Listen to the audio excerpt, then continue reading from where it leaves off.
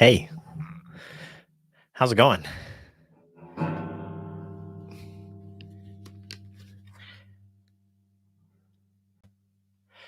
I don't do too many of these live streaming things, so I'm gonna be looking over here where I see myself, which is kind of weird. Oh, I see my fresca.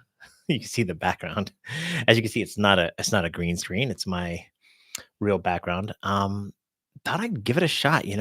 We've had so many new people join the channel the last, few weeks. I'm so happy. And I think it's a lot of non-Uber drivers. I kind of want to start to. I think there's a lot of Uber driving specific channels. Hey, traveler, there he is, my fellow local. Hey, so glad that you joined here. Yeah, and I thought I'd talk today. It's summertime, so it's kind of maybe an off. Not the right topic, but it's like driving an Uber in a college town. Have you done that? Excuse me, have you ordered an Uber as a college student? Or are you an Uber driver in a college town? I think if you are an Uber driver, you know what I'm talking about. It's kind of weird because I can see myself. So bear with me as I kind of do this. Um, but you know what I'm talking about. It's different. It's a different vibe altogether. The fact that I'm even using that word says I'm a perfectly trained Uber driver for a college town. So, traveler, I think you're out here in Syracuse. You know what I mean. So, let me give you just a little bit of background about me if you're new to this channel or if you're starting to watch this for the first time. My name is Levi. I live in Syracuse, New York. In fact, I live in Cazenovia, New York, which is a smaller town way outside of Syracuse. And I've been an Uber driver for 5 years. In fact, let me tell you my first Uber driving experience. It was right before COVID was going to hit in February, I want to say 21st of 2020. And it was a Friday night. It was about 7 o'clock at night. And I was heading home from work. And I work on the other side of town. So I had like a 20, actually, it's more like a 40-minute commute. But I had this commute, and my Uber driver, when I was in Vegas, he told me I should try out Uber driving. And I was like, okay, I should try it out. So I turned the app on. I was on 690, which is the left lane of the highway, doing, 60 something miles an hour. And I turned the Uber app on. I don't have it, my phone's not mounted. It's in my lap. I'm like trying to figure it all out. And it starts beeping at me, bling, bling, you got a ride. And it's like exit now, exit now. And the exit was toward um, oh my gosh, the Asian market. Now, if you're in Syracuse, you know what I'm talking about. There's the Asian market and down just right off of the Teal exit. And yeah, there was a three college girls, foreign students. I think one was Chinese, the other two were others. They actually weren't. They were all from different places. And I get to the Asian market, I pick them up, and they were, yeah, really nice. It took them like, I don't know, 4 blocks. I had to take them from the Asian market up to the Syracuse University campus, so college students, and I got a tip. I think a $3 tip on my first ride. It was 5 minutes long, and then en route to drop them off, I got my second ride, and, that was another crazy one. It was a young man, college student, I think graduate student, walking his dog, and he walked down the hill from Syracuse University. He had a little tiny dog, and he didn't wanna walk back up the hill, and I took him, like, 2 blocks. And in fact, hey, thumbs up, I got a thumbs up. Um, the, whatchamacallit, yeah, yeah, so it was, like, another weird ride. So I drove for, like, 2 hours. I made, like, $100. It was a lot of fun. I got a lot of tips, and I realized driving an Uber was a lot of fun.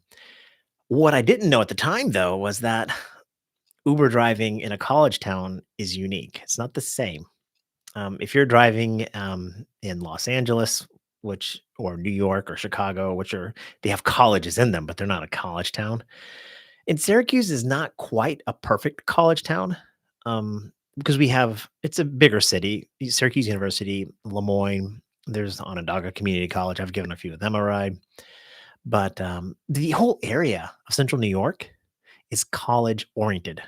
Now, The second biggest college town where the biggest university in the area is Ithaca, and I do a lot of Uber driving down there now too. And there's Cornell University, and then there's Ithaca College. That's another 25, 30,000 college students there. I think there's 17 to 20,000 college students at Syracuse. There's Lemoyne, a couple of thousand. And we also have Colgate University. And then further south, where my daughter went to Syracuse, my son, he went to Binghamton University. And there's thousands down there. We've got all these smaller little colleges all around. So it's like I'm going to say roughly within about an hour drive of my house, 70 to 100,000 college students. I could be exaggerating, but there's a lot. At least 70, no doubt. Well, what's it like driving college students? And so tonight, I just wanted to kind of give you some stories, and I see there's four of you on. Yeah, so drop your stories if you have any questions about what it's like. Um, I think the first thing I want to jump into, the thing that everybody always asks me, what's the craziest story? And I give you that. Okay, so this was probably January of 2022. And the reason why I know it's January of 2022 is because I live in Syracuse. It was absurdly cold. It was like negative something. It was snowing a lot. It was like, I want to say like 2, 3 in the morning, something like that. Maybe, yeah, but all the bars were closing down in Armory Square. Now, and if you're an Uber driver in Syracuse, you know what I'm talking about with Armory Square. And I was picking somebody up over by Funkin' Waffles. Now, Armory Square, if you're not from Syracuse, is basically your normal American downtown area they're trying to make cool again. You know, they took old warehouses and stuff like that, and they're turning them into like this where there's bars and restaurants. It's there's not much to it in Syracuse. There's like 2 or 3 blocks, and then it turns into either, housing, lower income housing, or you kind of get to the highways and stuff like that. But, it's about, I don't know, about a mile, give or take, from Syracuse University, though, and the students don't walk.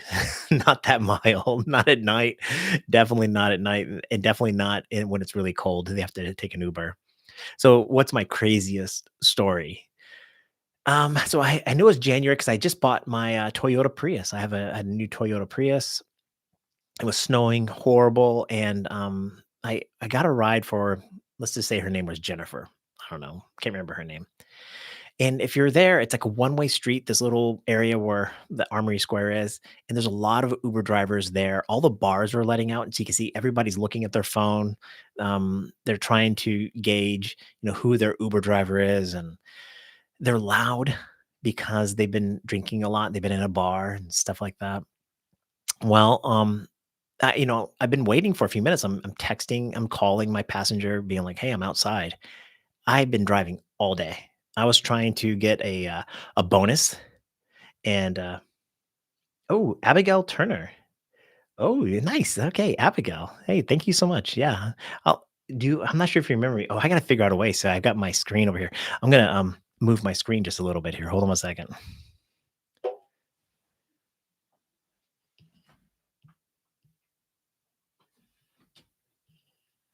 Abigail Turner. He says, I don't know if you remember me, but I was a passenger of yours in Ithaca, and I think about you often. You were so sweet. That's so beautiful. That is so amazing. Abigail, that makes me feel really special. It really does. Thank you so much. So I will be shouting out the chats as I tell some of these stories about driving to college town. And I want to hear your college town Uber experience, whether you're a passenger or driver. Let me just hear from you about it. Okay. So, um, this young girl, Jennifer, I finally could see her coming out of the bar. I assume it was her, and she was with her friends.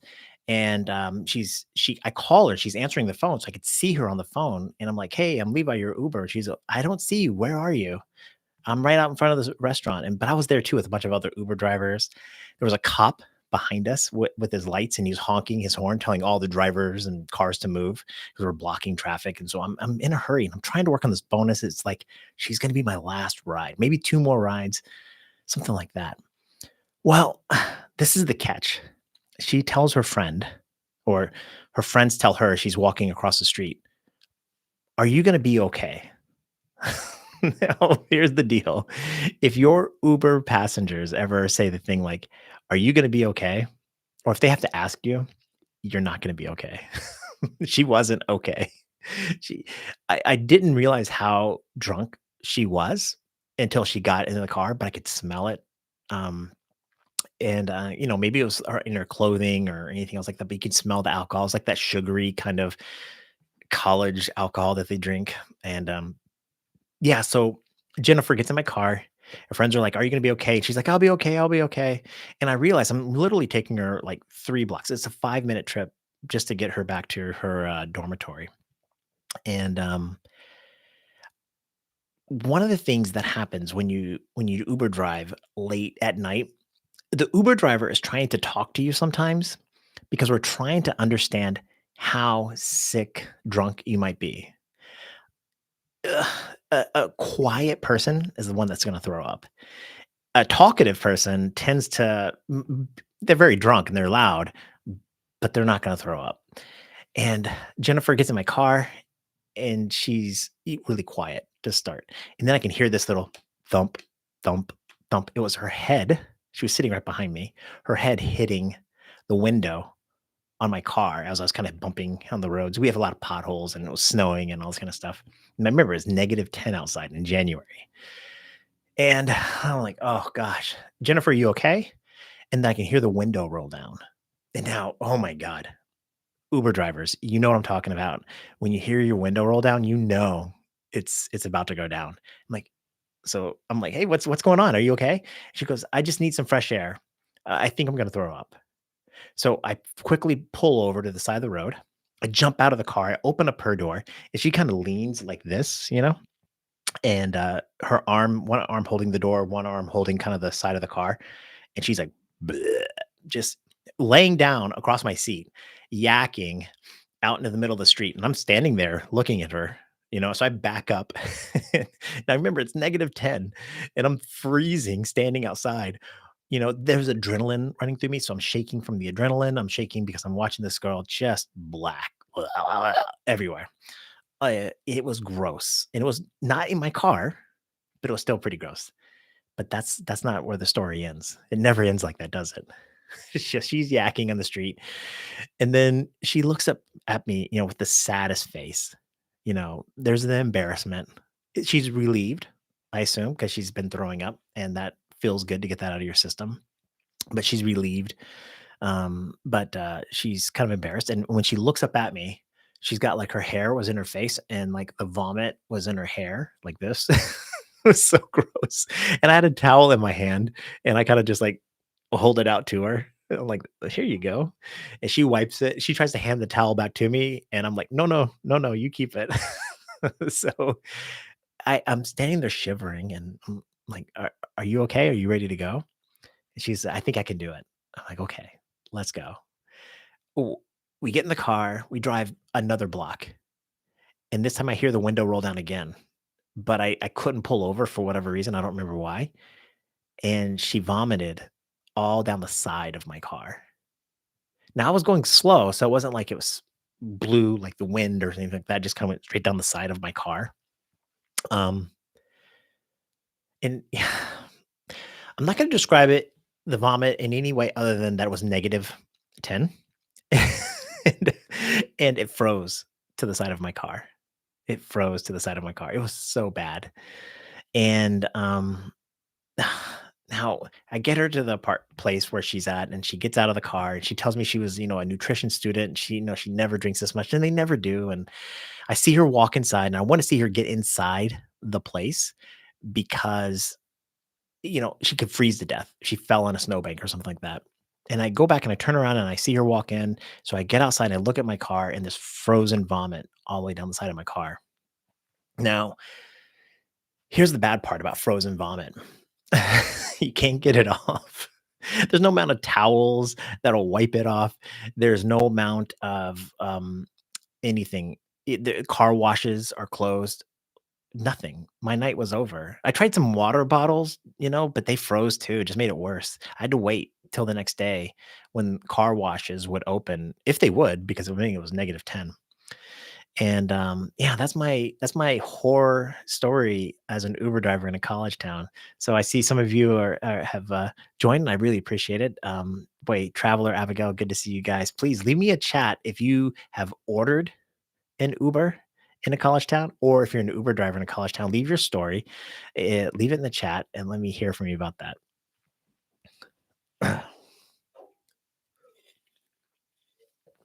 What are some things? I don't do a lot of. I haven't done a lot of live video streaming, so I'm kind of learning how to do this. What are things that I can do better? Leave that in the chat too. I really appreciate you guys. I really do. I just wanted to connect in real time, not some sort of overproduced video where I'm focusing on a script or a main topic or something like that. I wanted to hear from you. Um, Another good story. What some themes about driving in an Uber and driving an Uber in a college town. So today I probably drive, I don't know, 60, 70% of my time down at Cornell, during the college time. That's probably where I spend most of my time. I get so many, reserved rides down there. It makes it easy for me, and I live it's about an hour to Cornell from my house, and it's about, again, I don't know, 30 minutes to Syracuse University, so it's either which way, I gotta drive a long time. Hey, thanks, Traveler, I appreciate it.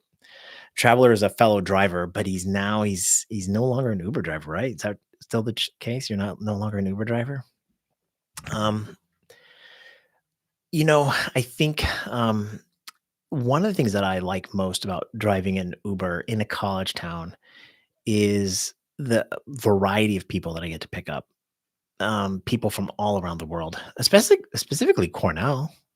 Ithaca has the same thing. Syracuse University, really good. Binghamton's great too. But Cornell's, it's a top school in the world. It's really big. There's people from just everywhere, and they're studying amazing things. And I love hearing that side to it. So I've met people from Afghanistan, Mongolia, Tajikistan, let's see, Madagascar. Let's see where else. Just I'm trying to remember all the small places around the world. If you name a country, Iceland, where else? The 51st state, Canada. Just teasing, just teasing.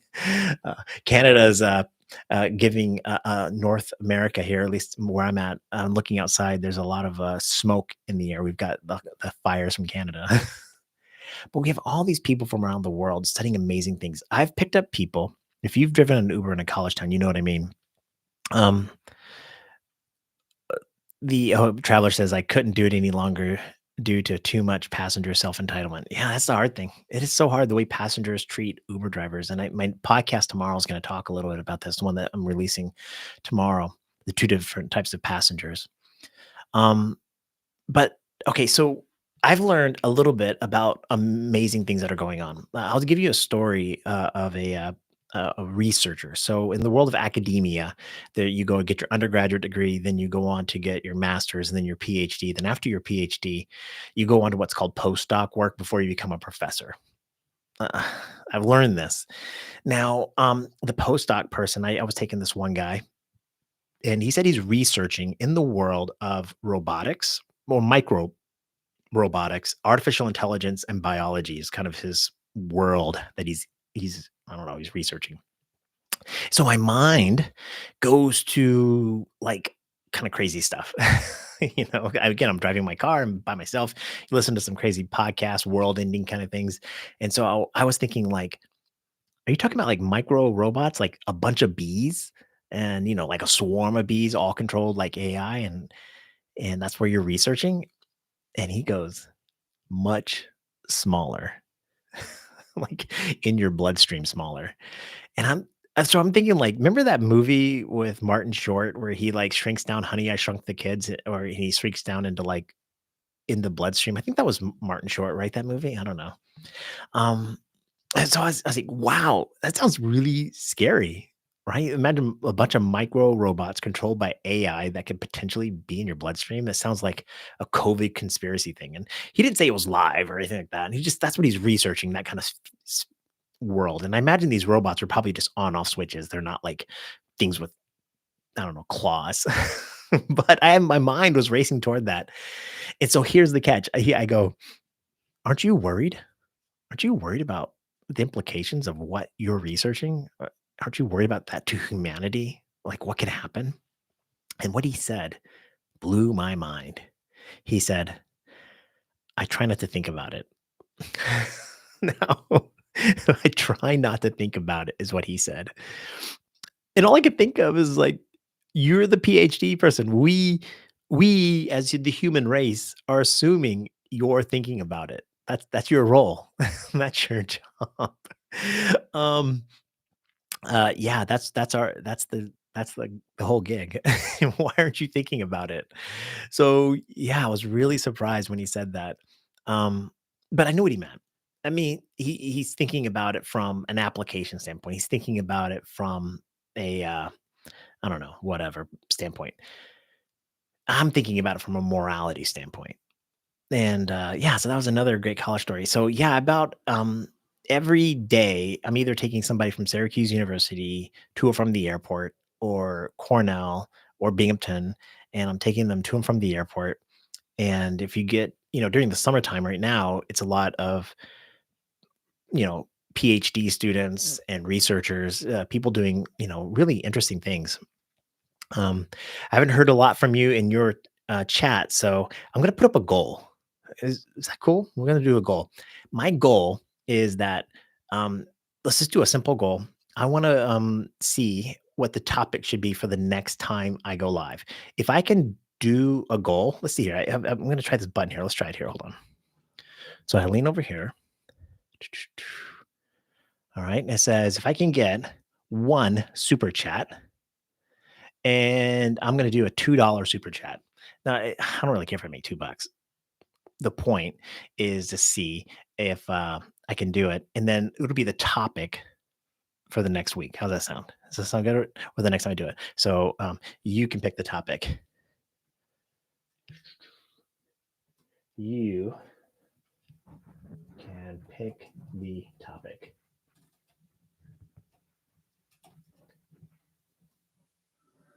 All right, start the goal. I've never done this before, so all right.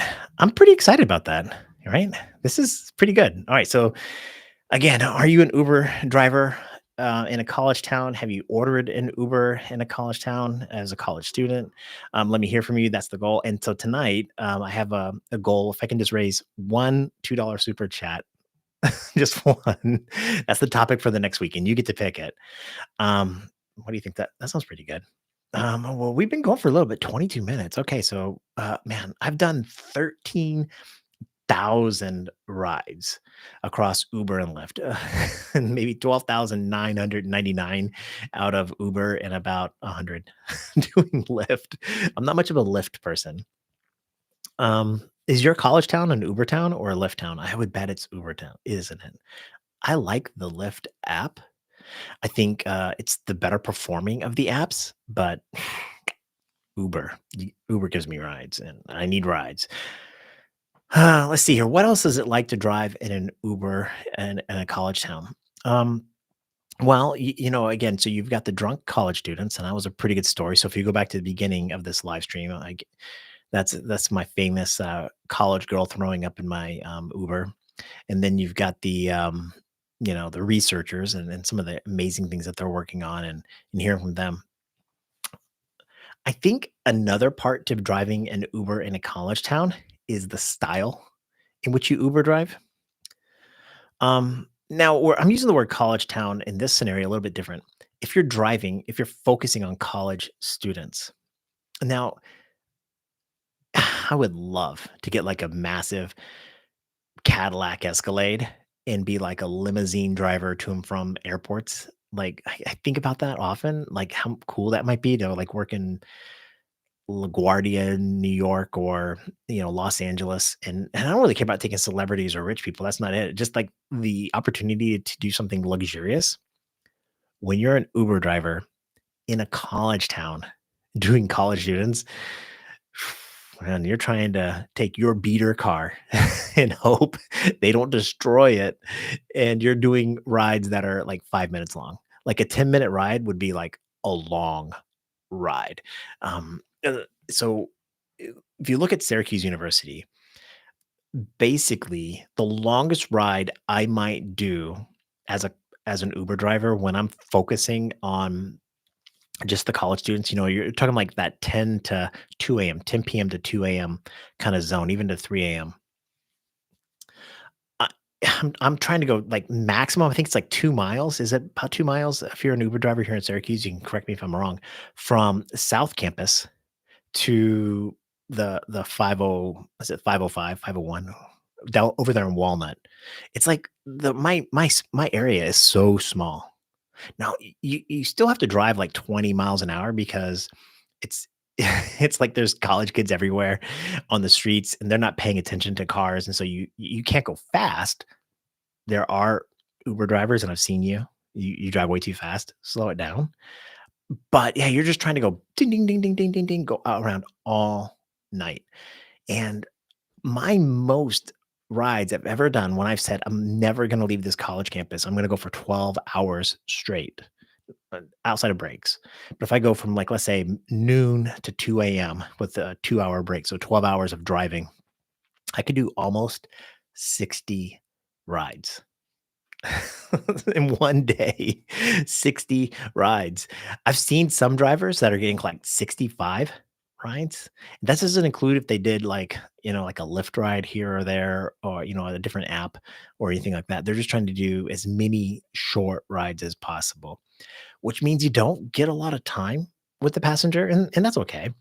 When you're doing like an hour and a half long airport ride, if that passenger is a talkative one, you can get the whole life story plus. But on a short ride, you tend to, like, just a brief thing. And all you're really trying to do on a 5-minute ride is make sure A, they're okay. They're not going to throw up or die in your car. B, maybe get one good song in. Because again, college kids are all about the experience. And yeah, you hope that they leave your car thinking that you're a nice guy, and that you're not sketchy. Because I think there's a lot of sketchy guys and girls that, maybe not girls, but definitely guys that try to be Uber drivers around college campus. Yeah, I think that's my goal. If I were to go 3 things that I wanna see happen is, number 1, they don't throw up in my car, or mess it up. B, second thing is I'd like to have one good song where they feel like, "Hey, that was entertaining." And then the third thing would be that, they don't think I'm a sketchy guy that's gonna murder them or something. And God, my gosh, I think when young college girls think that all Uber drivers are gonna kill them or something like that. And the good news, though, is if you drive out of college a lot, what ends up happening is you start getting, not regulars, but you start seeing the same people over and over again, because the same people order Ubers over and over again. So yeah, you start to see it. There's probably, I don't know, on Syracuse campus, there's probably 20, 30 Uber drivers at a time working it. And yeah, you probably start to see the same drivers and the same passengers over and over again. And you kind of build this weird relationship where you only see people, like, let's say I'm gonna say the same passenger 4 times during a college year. So I see them, if there's 4 quarters in the year, they don't do quarters, but you know what I mean? I'm gonna see them, in August, I'll see them in November, I'll see them in February, and I'll see them in March or May or something like that, and that's it. But you'll see them again and again, and so you have this weird thing like, "Hey, I remember when I took you, and yeah, that was right, and how'd you do in that test?" And so it kinda moves like that. But the experience as a driver is different. Again, the airport luxury ride is about putting some jazz music on, a soft, smooth, let that professional in the backseat do whatever they need to do work-wise or whatever else it is. When you're driving on a college campus, it's all amped up, right? Now I have some lights that I put on in the car, so just some rainbow lights. I don't make it super party bus, but there's enough ambiance that's like, okay, this Uber driver's here to have some fun. And then I have some playlists. I let the college students kind of tell me what the music is, should be for the semester to some extent. And yeah, so I have a lot of I pick music that I like. So it's not so the music that I'm playing is music that I like, but I think the students will like also. So Tame Impala, Gorillas, who else do I play? Frank Ocean is another one. Yeah, so I like those songs. And yeah, you're trying to give them an experience because they're having the time of their life, especially if they're like freshmen and it's, the first 2 or 3 weeks inside of, "Oh, hey, Zam from Manchester, England. All right, nice. Manchester City United, where are you at, Zam?" Traveler says he played a lot of jazz. Yeah, I play a ton of jazz. Miles Davis and Coltrane are like my go-to. A little bit of um, oh my gosh, Dave Brubeck is also another jazz artist that I play a lot of music for. But when I'm going into college town, no, I gotta the music volume goes up just a little bit more. Some other things that happen as a college town Uber driver would be kind of like the students trying to pull something over on you. Now, I know there are some drivers out there that don't really care about this, and I don't care. I'm cool with it. I don't really care. But they ordered an Uber X, yet they want to put like 6 people in my car. N- You know, for the most part, no, I'm never gonna let that happen. Now, because that ride might be going 2 blocks, I'll do something like, "Hey, I'll drop 4 of you off and then come back and get 2 more of you." That's a good way to earn a tip, um, because, I'm being nice to them. But, I have seen drivers get pulled over, cops see a bunch of people in the car, and I don't want that to happen to me. Um, so, yeah, there's that particular piece to it. Yeah, what else is about going to a college town that really stands out to me? I think, there's the variety of people that you pick up from all around the world. There's the entertainment of college students. There's the fear that they're going to throw up. And I really hate that. I spend a lot of time thinking about that. Um, I think the next thing that kind of stands out to me is the late night rides, that 2 a.m. ride. Now, there's that one I told you about where the girl's going to throw up. But there's a lot of times, maybe it's because I look like a grandfather, um, you get the college student that's going through something, that is not having the time of their life. A lot of the times on the way to the fraternities and sororities and the bars and whatever else, um, they're having the time of their life. The music's up, they're singing, they just got done with pregame. See, I know all the lingo, right? And that's fun. That's fun. But at 2 a.m., 3 a.m., 4 a.m., you kinda get those rides where it's like they went along for the ride a little bit too long. Like, they drank a little bit too much, not that they're gonna throw up, but maybe something bad's happened. I'll tell it to you this way. I have another story. Um, this one was, it was a rainy day, and, I was picking up oh my gosh, who was I picking up? This is the name is Susan. So, I'm going to go pick up Susan. It's downpouring rain, and when I pull up to the place in Armory Square, it's kind of empty. It was just 2 of them, a guy and a girl. I assume one of them was Susan. I'm standing kind of in the rain shivering. They've been like, "There's no Ubers," um so they jump in the car, and the guy gets in first. Now, he gets in on this side, right, and he slides across, and he gets over here in this chair. And Susan, who I think was the one that ordered the Uber, she sits kind of right in the middle. So it's him and she's sitting right next to him in the middle seat. Now they're sopping wet. It's just, ugh, right? And I go and I look at Susan in the rearview mirror, and mascara is kind of running down, and her hair is just falled all down, and and you could tell something's wrong. And I'm like, Susan, are you okay? What's going on? She didn't answer. And the guy, he's the one that started to do all the talking, and he says, "I just broke up with her." Yeah, like and I was like, "Now?" He goes, "Yeah, while we were waiting for you to come." And I was like, "Wait, what? What? What?" And you could look at her, and she's looking at me through me, through the rearview mirror, and it was like the whole world was crying for her. Remember, it's just downpouring rain, and, he goes to her, and he's like, "But we'll still be friends."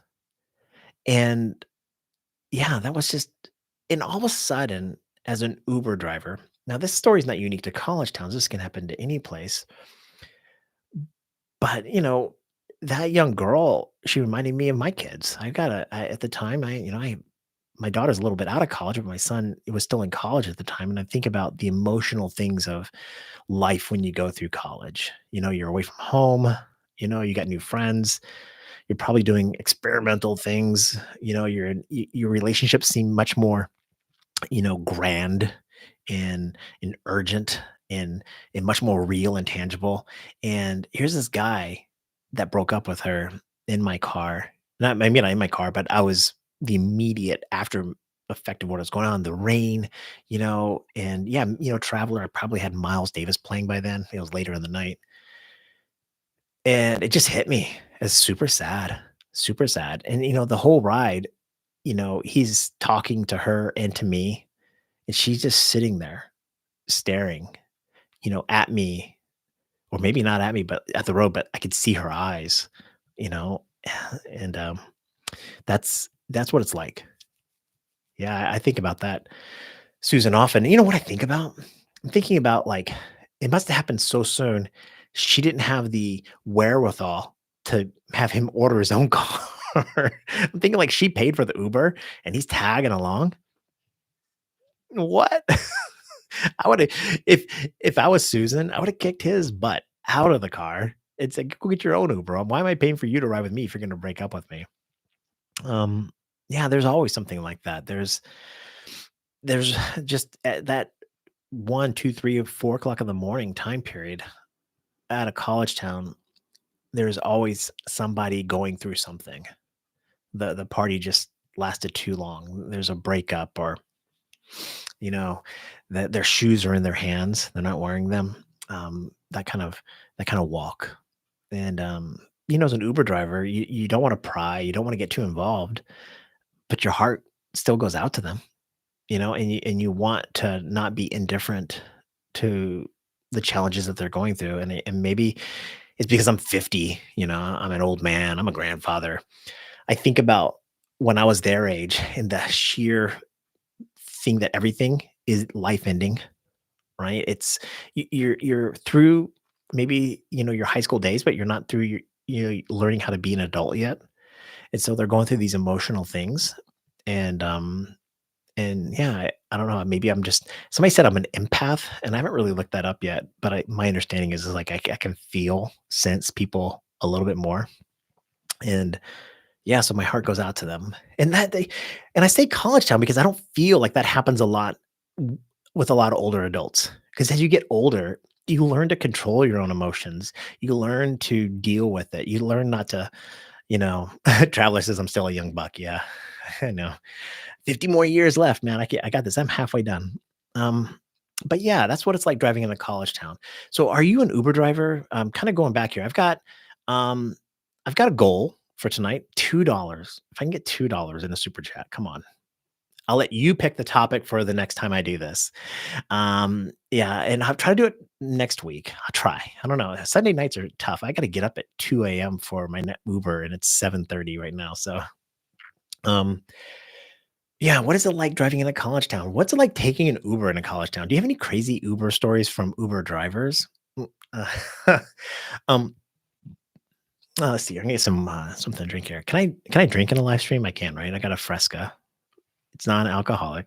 Let's see here, Fresca. I don't want you to have to hear me glurp glurp it down. I've got another story for you. This one is funny. Uber driver. And again, my name is Levi. I'm an Uber driver in a college town. I drive in Syracuse. And yeah, let me give you a funny Uber driver story with a college student. Now, college students, the older ones, the juniors and seniors, are going on to get jobs, right? And I took a girl from the campus to a clinic, if I'm saying that right, and she was going to do a drug test. I was like, "All right, there you go." No, no, no, that's not how it went down. Oh, let me rephrase this. No, that's not how the story went down. I picked her up at the clinic to go back to the campus. That's what it was. And so when I go to pick her up at the clinic, I didn't know what she was picking her up for. I say, "Hey, how you doing?" Da, da, da, da. And come to find out, she was just doing, a urine drug test or whatever. This blew my mind. She said, and I don't know if I believe this, but it's still a great story. She said that the Uber driver that took her to the clinic offered urine. What? That was a guy. She's a girl. And, she was a student. She said she waited the period of time to get the cocaine and marijuana out of her system 'cause she had been doing drugs, but she needed to take the drug test. And, so the Uber driver offered urine to the passenger. And all I could think of is like, you know, as an Uber driver, you're always in the hustle. You're always trying to do something to make a little bit of money, right? As a tip or whatever else it is. So you're out in the hustle. Oh, wait, what is this guy doing? Driving around with urine bags in his car? Was he offering to pee for her? I don't know, but I was blown away. Um, yeah, maybe that's not a college town thing because that could probably happen anytime, but how does an Uber driver even think to offer this? Because all I could think of is, like, he's a male and she's a female. Like, when you do the drug test, don't aren't they able to check, like, your gender through they could tell whose pee it is, right? I don't know. Yeah, that's it. So again, my goal again out there today is to see if I can get one $2 super chat. I've never done this before, a live stream, and I'm if you like this, let me know. Please leave me a thumbs up, share this. Yeah, let's get some more people on this. I want to hear from you about Uber driving in a college town. Um, this weekend, the reason why I'm talking a little bit about college students, even though it's the summer, is this weekend was reunion week at Cornell University. And that's why I was able to take a picture of the this van I saw down there. So I went down to Ithaca on Saturday to Uber drive. I wanted to drive all day. I knew it was reunion week. That's a good week. It wasn't the best. I could have made a lot more money if I stayed in Syracuse. Every time I would look at Syracuse, there was these massive surges going on, and I'm horrible at that. I always pick the wrong place to be. It's the grass is always greener in the city I'm not driving in, right? So, um, but it was reunion week, and one thing about reunion week at Cornell University is the differences in the way people look at things. Now, when you drive college kids, let's say freshmen, sophomore, junior, seniors, there's like this cycle of their emotions. So September, October, college kids come from all around the world. They come to these universities, and upstate New York is really pretty up through Halloween. Fall. It's nostalgic. It's kind of cool. It's exciting. You're not with your parents anymore if you're a freshman, and they go crazy. They party way, way too hard. It's really bad, but they're having a lot of fun. And then they go home for Christmas break, and they come back in January. Now, coming back to Syracuse, New York in January has got to be mind blowing. Your first time having a winter in Syracuse because it snows 100 plus inches a year here. I mean, a couple of winters we haven't had a lot of snow, but last winter it was decent. And it snows a lot and it's really cold. It's horrible. I hate January through March. It's really, really bad. And so these college students, they kind of arrive all excited and loving it, and then they kind of have this slow decline through their second half of their freshman year through sophomore year down to junior. And then all of a sudden, their senior year, they realize that it's coming to an end. They start to like it again. And then as spring hits, the year they're going to graduate, they're way up here and they're nostalgic. And they start to think how great it was to be a college student, at Binghamton or, Oswego or wherever. And they start to like it again. They really do. And they're going to miss it. And then they get their job and they go off. Well, reunion week, they come back. And what do you think they think about? If you Uber drive a bunch of people there in their late 20s, 30s, 40s, 50s, 60s, these are all people that are so happy to be back at college. It's a chance to kind of relive those experiences. Now, Ithaca, well, again, where I was driving on Saturday, is a small little town. And so reunion week, I think they had like 7,000 alumni come back to Cornell for reunion week. So a lot of people. And yeah, they tell you stories, what it was like to go to college in the 80s. Um, I was not, I was, a teenager in the 80s, so young. I didn't go to college till the mid 90s. But yeah, what it was like to go to college, before there was the internet, oh my God, I can't they complain that the students all catch Ubers, like they don't have to walk. And I'm like, no, no, they just catch Ubers everywhere. And they're like, that's crazy. Yeah, and all the new buildings kind of go up and you hear these stories. And then I don't drive. I didn't drive this year late at night, but I have driven during reunion week late at night, and they go out and they party hard. They do. They want to relive those moments. What is it like? And college is an experience. It really is. I didn't do college the traditional way. I was a golf professional, not like Tiger Woods or anything like that. Josh, good to see you, man. Thank you for joining. I see you, man.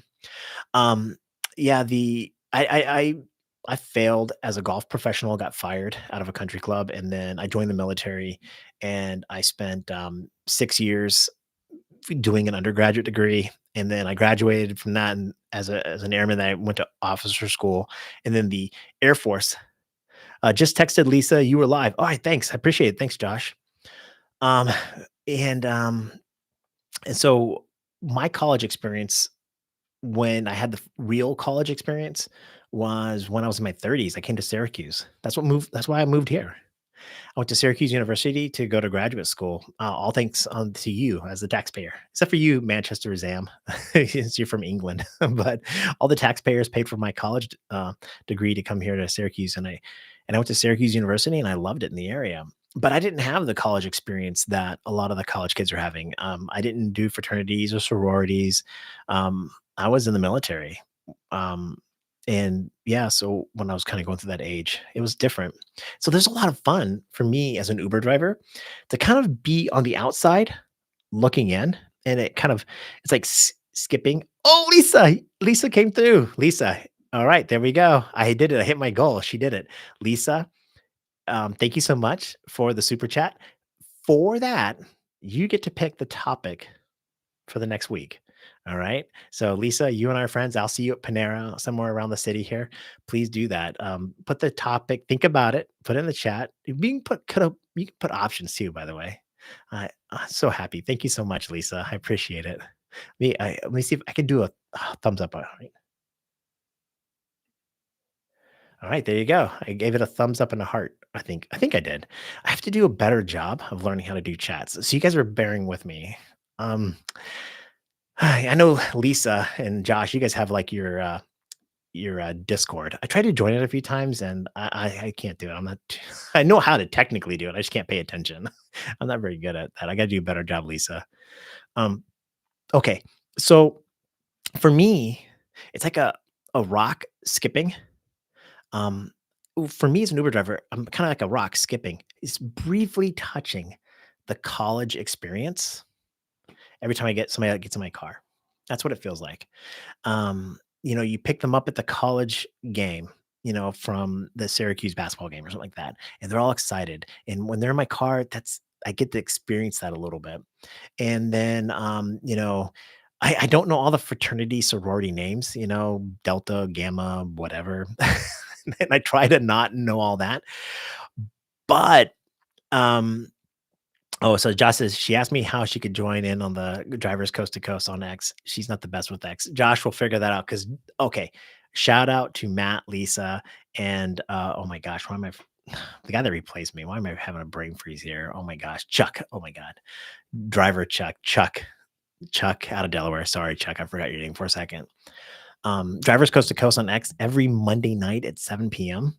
You should join that. It's super fun. Drivers Coast to Coast on X. It's a live stream. They go for 2+ hours, and they are so talented at broadcasting. Matt's a pro, but they do some really good stuff. It's great. Um, okay, so the well, remember where was that? Okay, yeah, the college experience for me. So when I drive in a college town, there's a part of me that I guess to experience something that I didn't experience.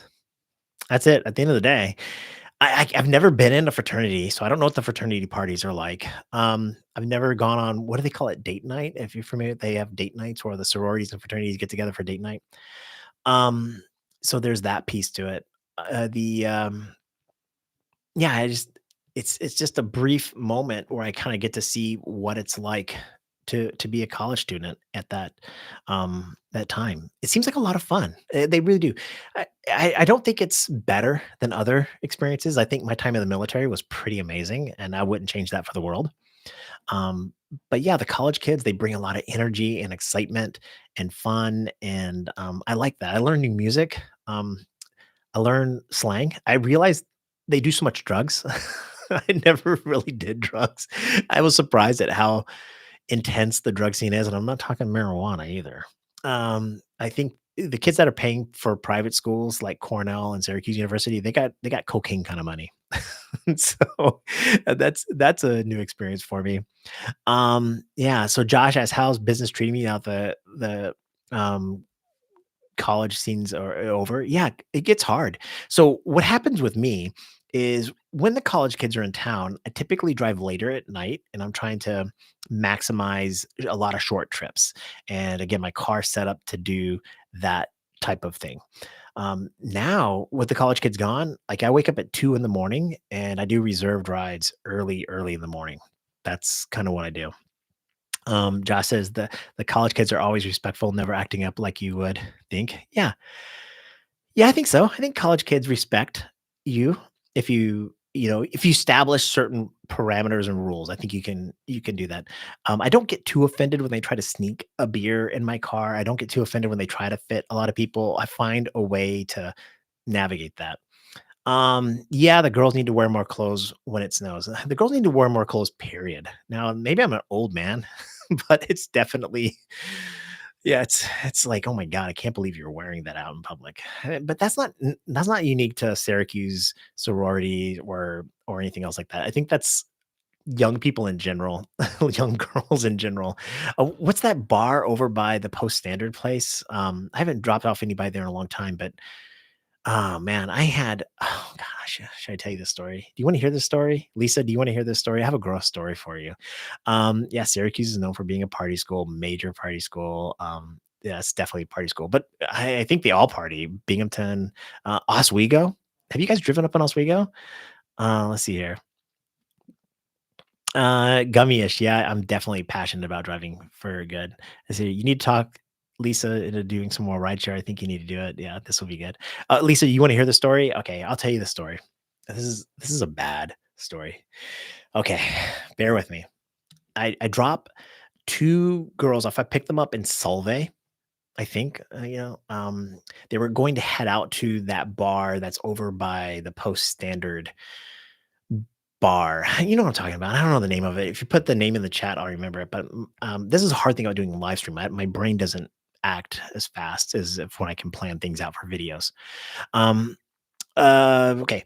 Now that bar, it has a line of people, whatever. But I remember the girl getting in my car when I picked her up in Solvay and took her, to this bar. She had like a super, super short skirt.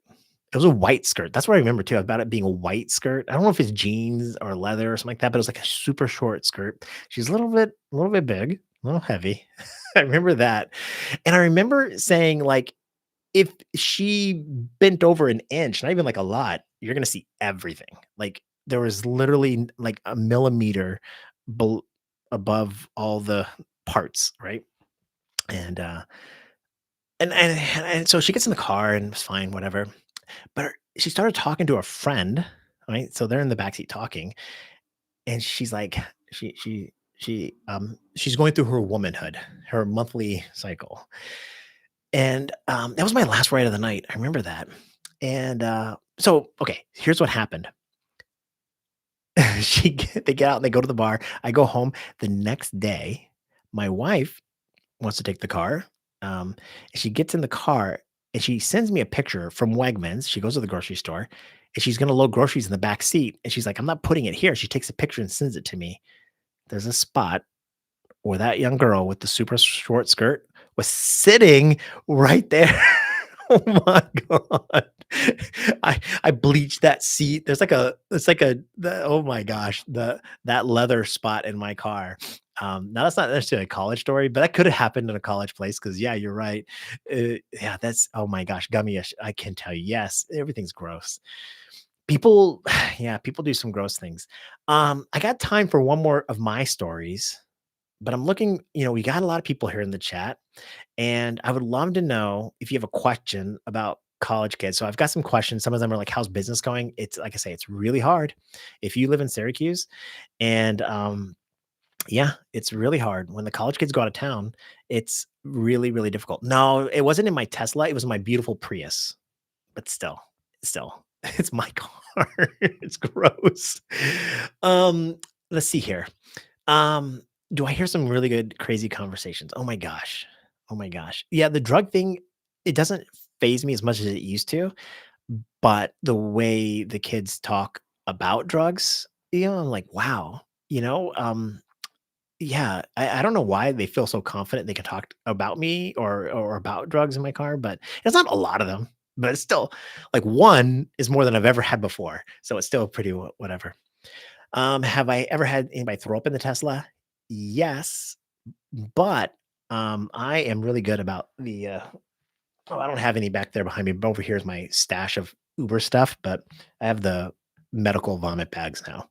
And if I even think that person's gonna throw up, I hand them the bag and they'll be, "Oh, no, no, no." And their friends will be like, "No, he'll never throw up. He doesn't." I'm like, "Listen, your night is going to cost you hundreds of dollars if he throws up. Did he pay for the Uber?" And that person's like, "No." I'm like, "Who paid for the Uber?" And like, "Well, I did." It's like, you want that person having the bag. And if he doesn't throw up, no big deal.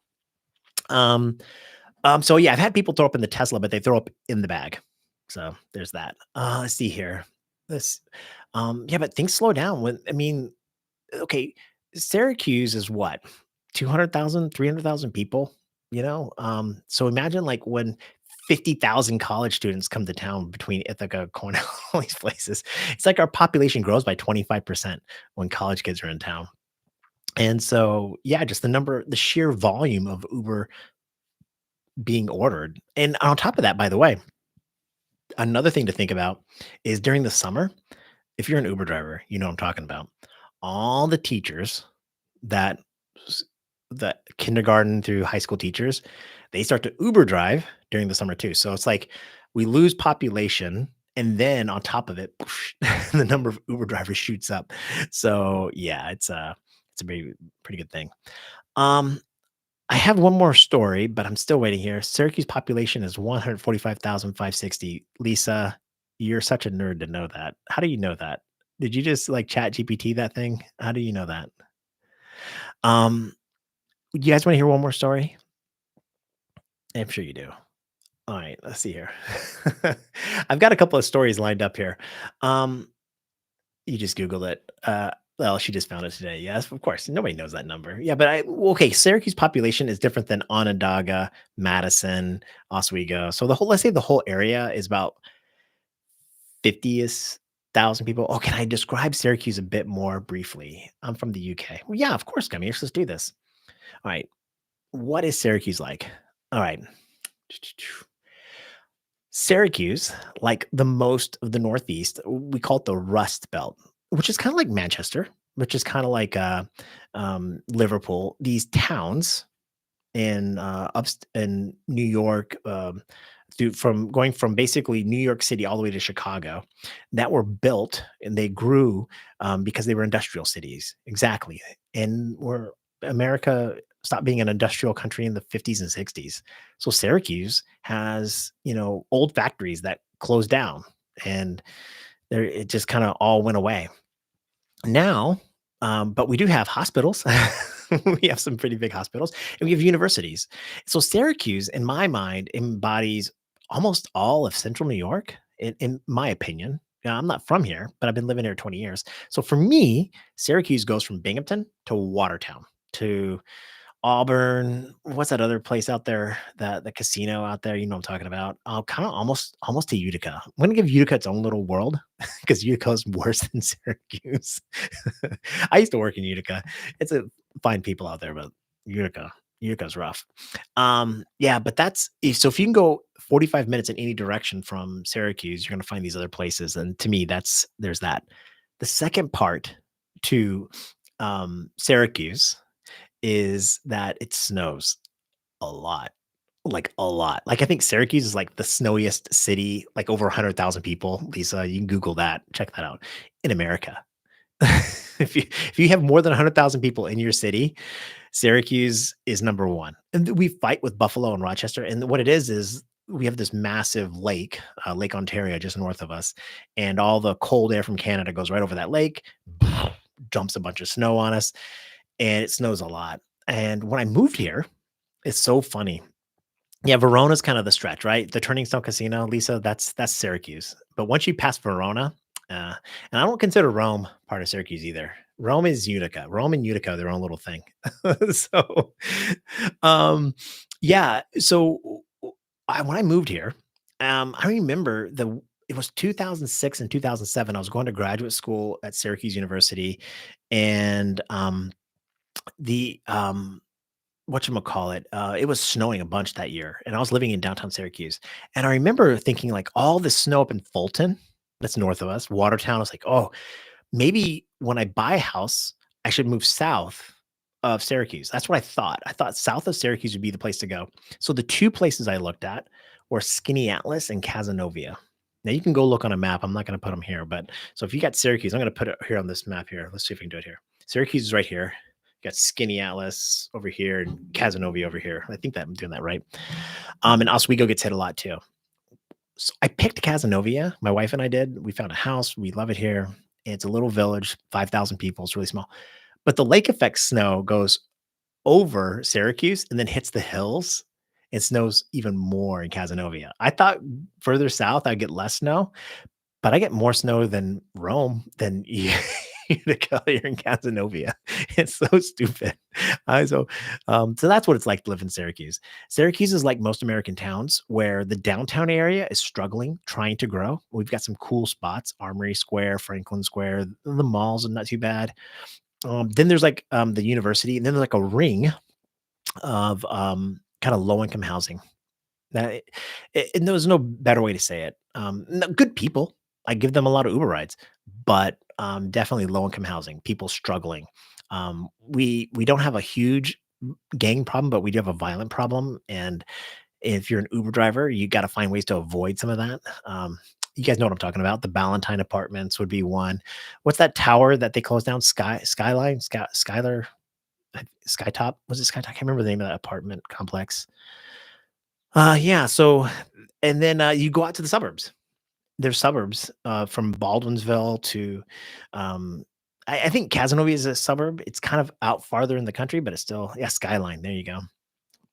Um, yeah, so that's what Syracuse like, and the suburbs are beautiful. Where I live, you should go look it up. Cazenovia is an amazing place, and Cazenovia is not unique. There's a bunch of 'em. Again, Skinny Atlas is another one. A little inside secret, I think Homer, if you guys go for you local people, I think Homer is amazing.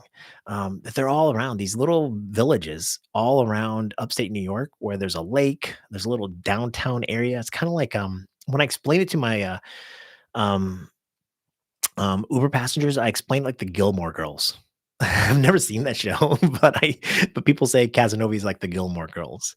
It's a little remote village in the middle of nowhere, and we have parades, and we have coffee shops and restaurants and stuff like that.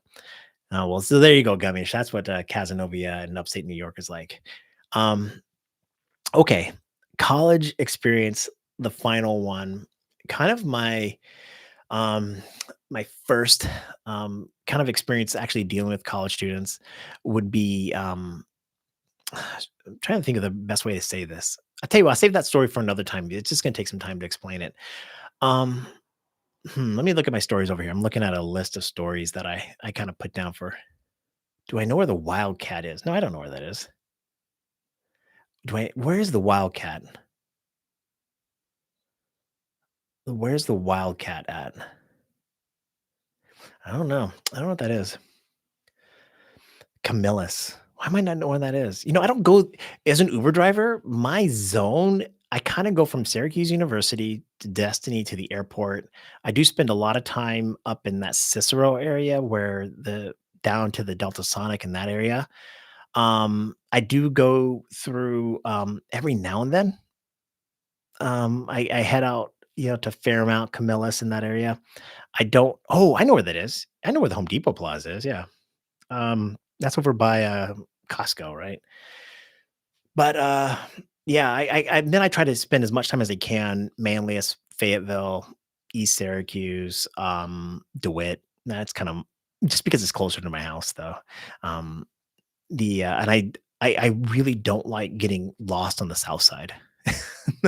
You know, it's like once you get down there, it's like this vortex of Uber rides, and I don't hate it, but it's not the best. It's pretty hard to navigate, and the roads are really bad, so I kinda just stay out that way, if that makes any sense.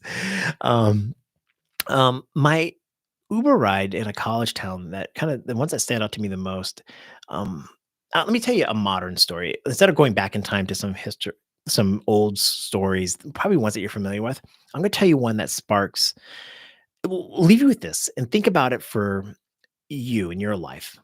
I've talked a lot about this, and I'm really passionate about this. I drive a Tesla. Teslas are great cars, but all cars are great. I don't really have a thing for or against cars.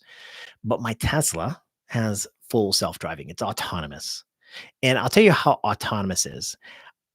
Today when I went to go play golf, my son and we were in, Tully, down that way to play golf, and we were at an ice cream place, and I hit a button to go home on my car, and I hit start FSD, and I didn't drive. From the parking lot to my house, the car drove the whole way. So autonomous cars and artificial intelligence is extremely real.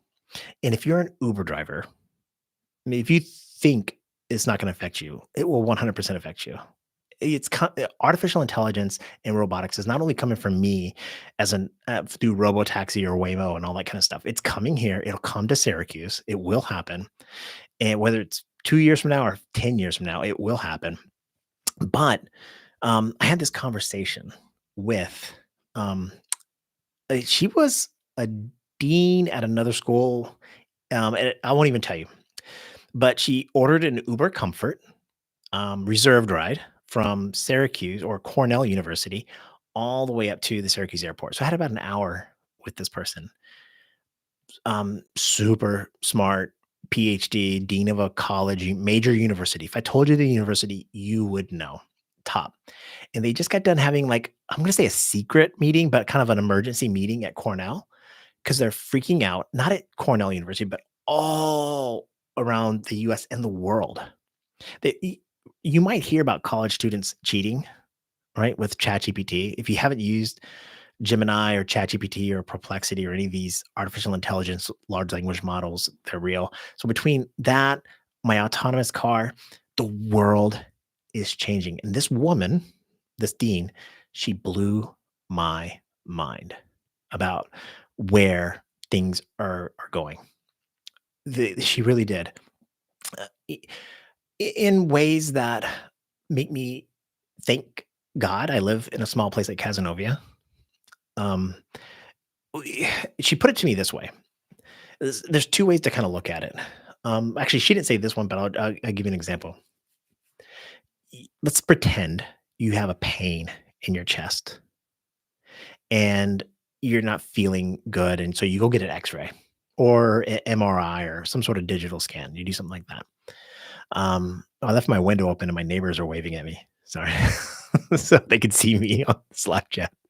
Um, yeah, I'm live. Okay. I'll close the blinds next time I do this. Okay, you have the pain in your chest and um, you're feeling it. And so you go get this MRI or this X-ray, and you got two options, but you can't do both. You can only pick one. Option A, you can get the world's greatest doctor, the greatest scan, whatever. And you put, okay, that person, and she's going to give you a diagnosis. She's great, the world's greatest. She's been doing it for 20, 30 years. She's the best. You can have her, or you can have artificial intelligence. Now, the artificial intelligence versus this doctor. I'm saying this is the world's greatest doctor give you a diagnosis or artificial intelligence. 20 years, thousands and thousands of, you know, um, readings and stuff like that, or I don't know what the right phrase is, but artificial intelligence has seen every single scan, X-ray of all time. And here's the difference. So she's great, but she's limited. She's expensive. It's going to take time. The artificial intelligence one is free, and it's going to tell you instantly before you're while you're buttoning your shirt back up from that MRI or whatever. You're going to get a diagnosis from something that's seen every single scan of all time.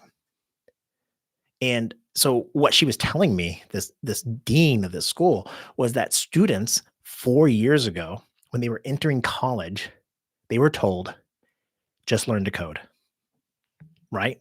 You remember that during those days, like, people were like, "Oh, if you wanna do whatever, just learn to code." Because if you can code, if you can be a software engineer, you are set for life. They're making tons of money working at Google, Amazon, these major corporations, whatever. And there are students at Syracuse and Cornell and Binghamton that are graduating with these degrees now, today, 4 years later, that are struggling to find work. The cycle of AI is happening so fast. So, what freaked me out about this, and again, this is all about college towns, what you learn is that the universities don't know how to deal with it. You can't enroll a student as a freshman on a degree path toward a career with within 4 years. The world's gonna change.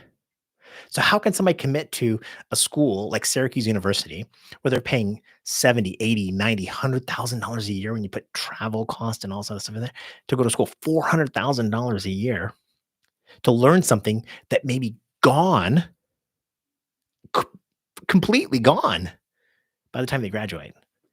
Okay, here, let me give you another example. We talked about this one. My background is economics and accounting.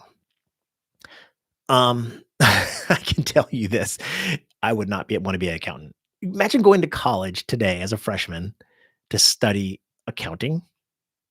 There's no way if there's 1,000,000 accountants in America, I don't know what the number is, let's say 1,000,000, there's gonna be 15,000 in 10 years. There's no need for humans to do accounting. Your chatbot, your AI is gonna solve that. So these colleges, these institutions of higher learning are struggling in a major way, not necessarily financially, but purpose. And I struggle with that too. I'll leave you with that final note. I struggle with that too. I think to myself, like, when I decided I wanted to be a full-time Uber driver, and I create content and I have other means of income and all that kind of stuff. But my point is like, I wanted that to be my final profession. I found a purpose in life. I found a purpose by connecting with people. I love it. I love it. I love when strangers get in my car and I hear their stories. And that's why I created this channel. And not necessarily just to tell you how to be the best Uber driver or whatever. And and I know soon it's ending as a profession. I talked, hey, Syracuse Uber drivers, heads up. I talked with a guy who is trying to buy 1,000 Tesla robotaxis to service our area. That's right. He reached out to me because he sees my content and whatever else, and wants to know a little bit more about the job. What's it going to take? And they're buying real estate already to charge these cars, to service them. Um, that's what you learn driving in a college town. Now, you can get that information elsewhere and stuff like that. But the cool thing about it being an Uber driver in a college town is if you're savvy enough, you know if you're picking somebody up at certain hotels or you're taking them to certain airports, if you can kind of read the room, you kind of know who you got in your car, you can learn all of this stuff. And that's what I like about it. So yeah, there's drunk girls throwing up in my car. There's horror stories of people breaking up and all these type of things. Um, yeah, how long before it takes place? Um, hmm. I think I'm gonna say probably 5 to 10 years. 5 to 10 years, Syracuse. I bet you here's another way to think about it, Lisa, because I don't know how long it's gonna take. But here's the way I think about it. If I buy another car in the next year or 2, it's gonna be the last car I'll ever buy, and I'm 50 because these autonomous cars are gonna come, and yeah, it's gonna change everything. Traveler's like, "How likely be dead by the Micron is up and running?" Maybe. Hey, just so you know, Traveler, my daughter works at Syracuse University on the Micron, team, and so there's that. Gummyish, I'm gonna hit you a big like here. Boom, love, whatever. Everybody, hey, I am so grateful for all of you that joined. Um, I have I'm blown away. It's so funny. Can I tell you this final story? It's really short. I was Uber driving and I pull up to this fraternity and there's another Uber driver right there. He was in a Tesla and I pull up next to him and kind of go like this, so we roll our car. I roll my window down and I look at him and I'm like, "Hey, roll your window." He rolls his window down and I'm like, "Hey, my name's Levi." You know what he goes? He's like, "So the beep what?" I know Uber drivers were trained to not like other Uber drivers, but I'm all about community. And I love the stories, I love the people, and I love you guys. I love the passengers. I love everything about it. I am scared about AI. I'm scared about the future of it all. I don't have answers for it, but I promise that this channel will be about that and more. Hey, I'm gonna wrap this chat up. How do you wrap up a chat? Is this how to wrap up a chat? Because I want to stay all night with you guys, but I have to get up at 2 a.m. I have to get up in 6 hours. So I gotta go to bed. Um, hey, what do a B2B now? I'll just do a B2B now. Oh, wait, you guys are talking amongst yourselves. All right, you guys talk about it. Gummyish, thank you so much. Godspeed. Hey, everybody, for the driver specifically, for 2025, I want you to drive your way. I really, truly do. I really, truly want you guys to drive your way. I want you to do it that way. I want you to be safe, healthy, happy, and prosperous. I'm cheering for you. Josh, my early morning reserves are calling. I love you guys. Be well. Bye.